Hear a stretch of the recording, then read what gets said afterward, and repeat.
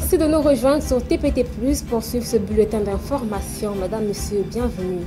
Voici le déroulé de l'actualité. Le gouvernement congolais et le groupe rebelle M23, soutenu par le Rwanda, ont signé hier mardi à Doha un accord instituant un mécanisme de surveillance et de vérification du cessez-le-feu dans les provinces du Nord Kivu ainsi que celui du Sud Kivu. Raila Odinga, ancien Premier ministre du Kenya et l'un des visages les plus emblématiques de la scène politique est-africaine, est décédé à l'âge de 80 ans ce mercredi matin à Kochi en Inde à la suite d'un arrêt cardiaque.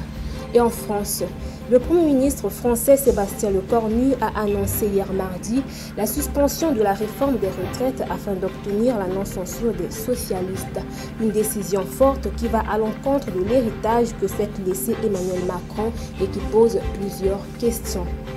Israël autorise mercredi la réouverture du point de passage de Rafah entre l'Égypte et Gaza pour permettre le transit d'aide humanitaire, rapporte la télévision publique israélienne Cannes.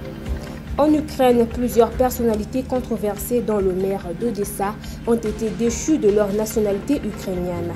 Pour cause, le fait qu'ils possédaient aussi un passeport russe émis bien après le début de la guerre russe contre l'Ukraine en 2014.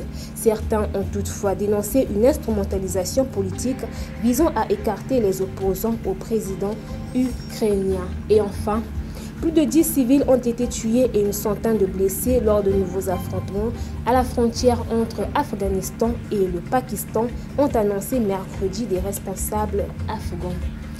Voilà, Madame, Monsieur, c'est la fin de ce bulletin d'information. Je vous remercie de l'avoir suivi. Portez-vous bien. Au revoir.